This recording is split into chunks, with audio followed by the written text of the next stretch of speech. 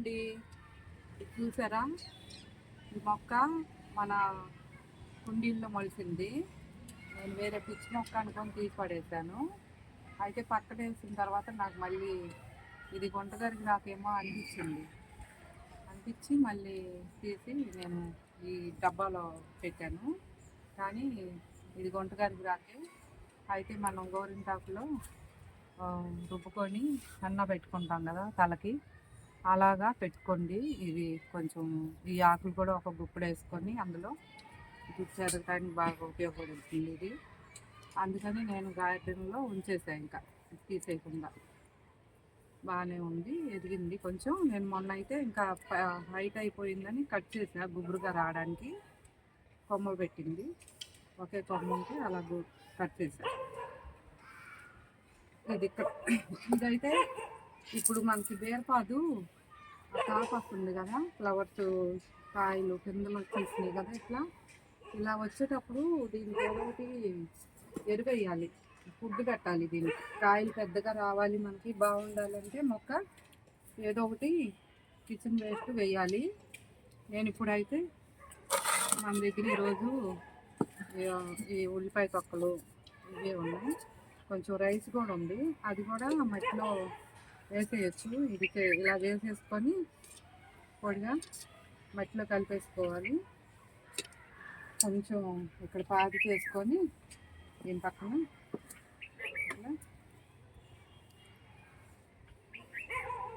మళ్ళీ మనకి ఇది మొక్క రావడమే కాదు, అది మనకి కాయలు ఎక్కువ కాయాలి, మొక్క పాదు బాగా హెల్దీగా ఉండాలి అంటే పాదికి మళ్ళీ మనం ఏ ఒకటి ఇస్తూ ఉండాలి.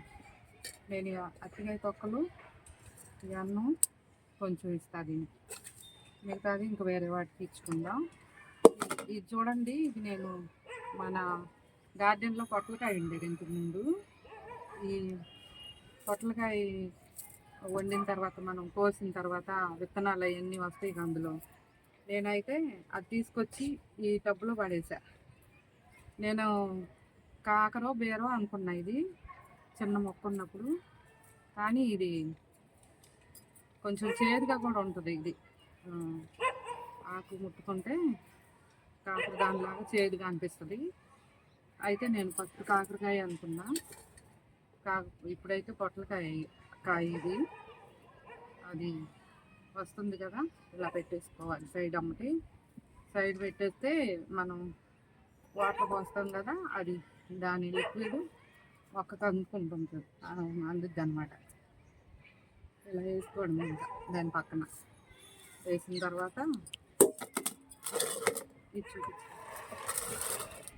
చూస్తారా, ఇది ఈ డబ్బాలోది ఇవి మనం రైస్ కడిగిన వాటరు, కాస్త మజ్జిగ మిగిలితే కూడా, మళ్ళీ టీ కాస్తాం కదా గిన్నె, ఆ గిన్నె కడిగింది, పాలు కాసిన గిన్నె కడిగిన వాటరు, అంటే కొద్దిగా నీళ్ళు వేసి కడుగుతాం కదా గిన్నెలు, అలాంటివి. ఇవన్నీ నేను 2-3 రోజులు జమ చేశాను ఇందులో. ఇప్పుడు ఇందులో కలుపుకొని ఈ వాటర్లో ఇట్లా పలచగా చేసుకొని నేను అన్ని మొక్కలకి ఇస్తాను. పువ్వుల మొక్కలకి, మందారం మొక్కలు, చామంతి, గులాబీ, ఇంకా వంగ మొక్కలకి, అన్నిటికీ. ఒక క్వార్టర్ మొక్కలకే ఇవ్వను, ప్లెయిన్ ఇంకా అన్నిటికీ మొత్తం ఇస్తాను. హ్యాంగింగ్ పాత్రలో వాటికి మాత్రం ఇవ్వను. అవి ఎస్ఎం సాల్ట్ నెలకు ఒకసారి, 20 రోజులకు ఒకసారి కొంచెం ఒక చిటికెడు వేసుకొని అందులో ఆ వాటర్ వేస్తే వాటికి మంచిది. మన పూలు కాయలు ఇలా అన్నిటికి మాత్రం ఈ వాటర్ మంచిది, ఇవి ఇస్తూ ఉంటాను ఇట్లా. ఇంక ఇప్పుడు మనకి కాయలు పెద్ద సైజు వస్తాయి, దీనివల్ల మొక్క హెల్దీగా ఉంటుంది. అన్నిటికి ఇస్తా ఈ వాటర్. ఈ తొక్కలు కూడా అన్ని మొక్కలకి ఇస్తాను నేను. మందారం, గులాబీలకి, వాటికి అన్నిటికీ సరిపోతుంది. మనం వేరే బయట ఎక్కడ నేను మందులు తీసుకొచ్చి వాడను వీటిల్లో.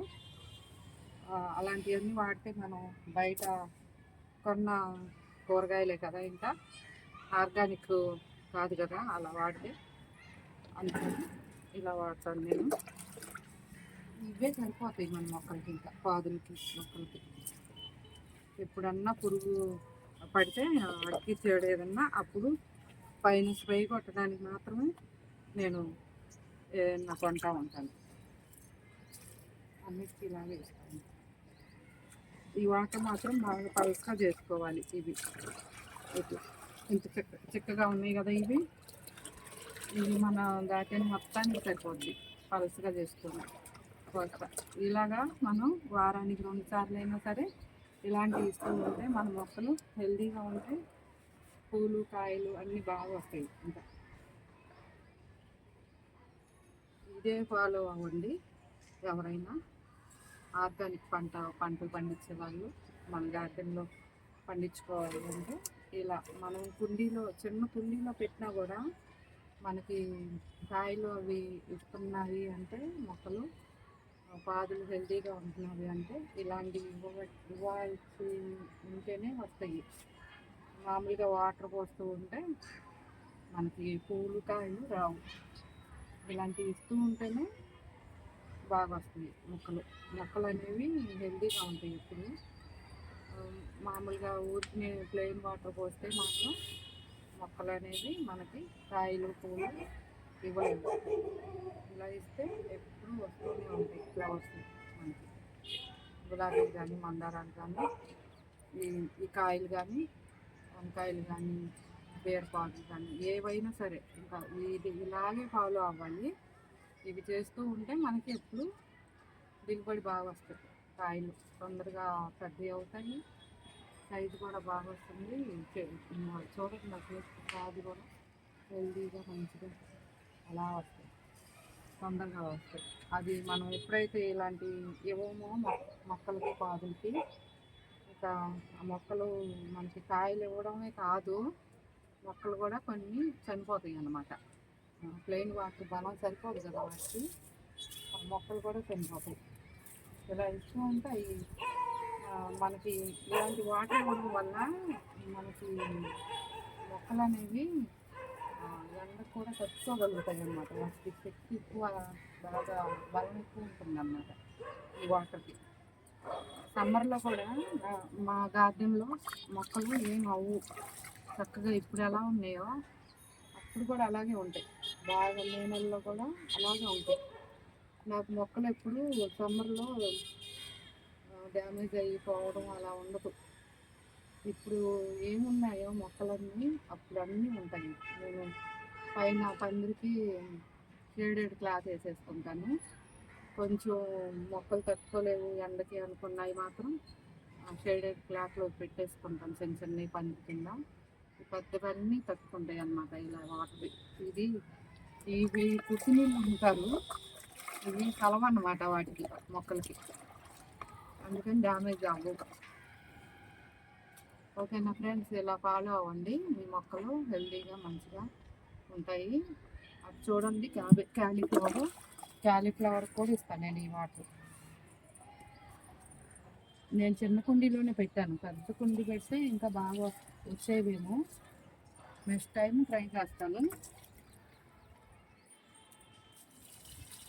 కిచెన్ వేస్ట్ వేసాను మొన్న, ఇప్పుడు ఈ వాటర్ ఇచ్చాను కదా, బాగుంటుంది. ఈ ఫ్లవర్ కొద్దిగా పెద్దదైతే మనం హార్వెస్ట్ చేసుకోవచ్చు. ఓకేనా ఫ్రెండ్స్.